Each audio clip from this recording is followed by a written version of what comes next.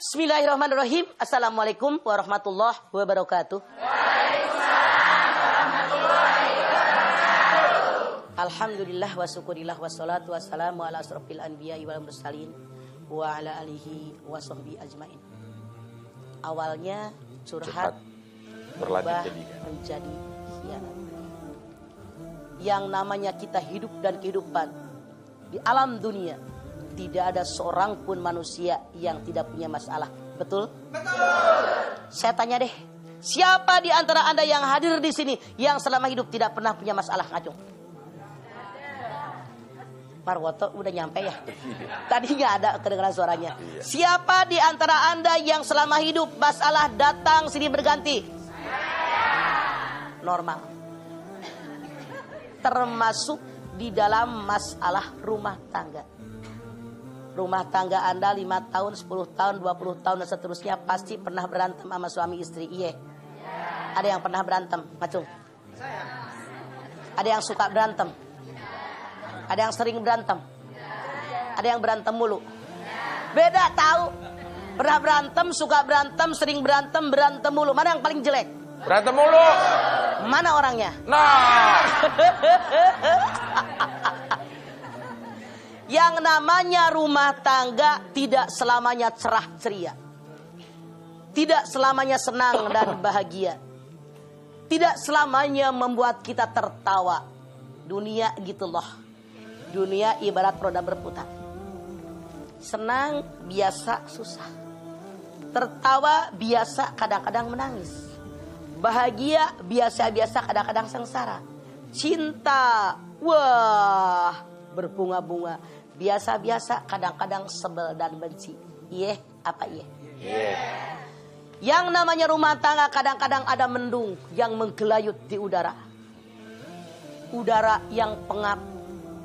Warna yang tadinya jernih berubah jadi kelam, hitam. Bahkan siap menghancurkan rumah tangga. Kembali kepada pemilik keluarga, suami dan istri. Ibarat kita naik perahu.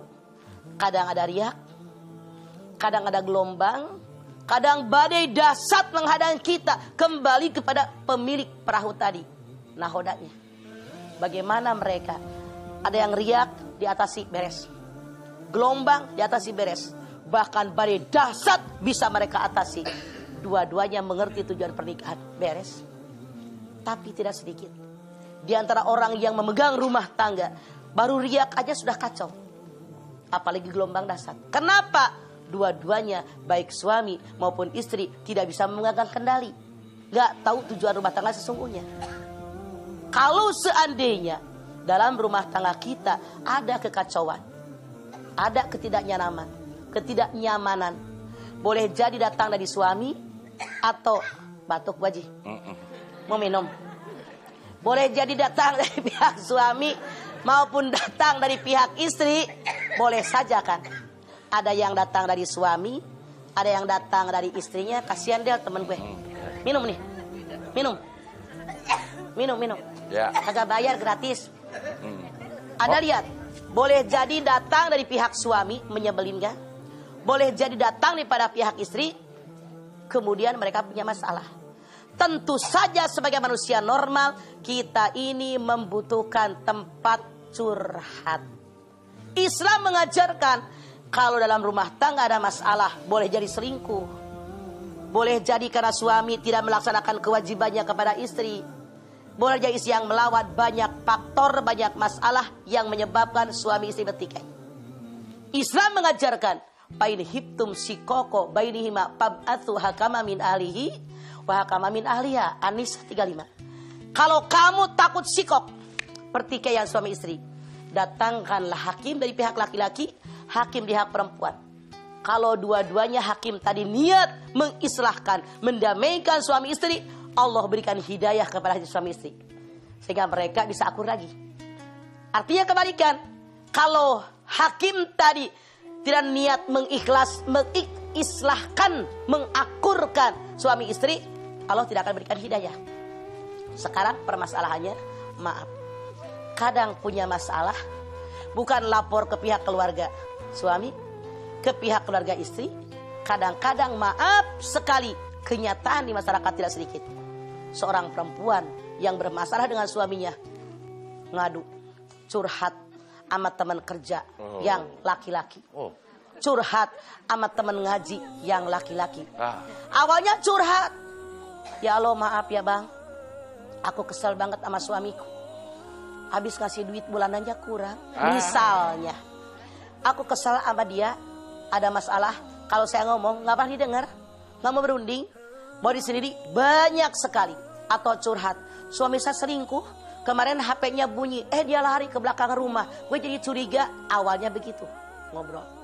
Ditanggapin tuh sama cowok temennya sedikit. Karena dia merasa ada sambutan, gayung bersambut. Tiap ada masalah dengan suaminya, ngadu lagi ke cowok tadi. Merasa semakin terlindungi, merasa semakin tenang dia. Ada yang ngerangkul dia, ada yang memperhatikan dia. Suaminya berlaku tidak nyaman, di luar ada laki-laki yang merasa melindungi dia. Tiap ada masalah sekecil apapun dia ngadu sama dia. Ngadu. Akhirnya ada masalah yang dia berpikir agak besar. Dia curhat sambil menangis sesenggukan. Tanpa sadar atau sadar benar. Mungkin sangat sadar. Seret palanya nempel di pundak cowok yang diajak curhat. Diam. Karena yang punya pundak tidak minggir, tidak mengelak, dia merasa nyaman. Akhirnya bukan hanya di pundak, berpindah ke dada. Otomatis dek. Nyambung kan? Makin ada tempat curhat. Akhirnya mungkin didramatisir. Karena yang diajak curhat mulai simpati, tangannya awalnya rada begini. Curhat lagi tek. Blek. Pengalaman.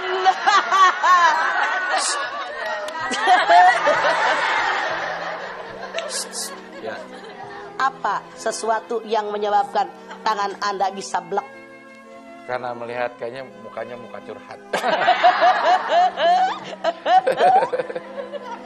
Awalnya curhat, lama-lama hianat.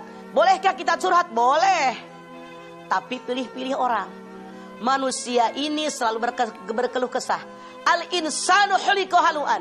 Wa idza masau sarru jazuan. Wa idza masau khairu manu'an ilal musallin alladzina hum an salatihim daimun.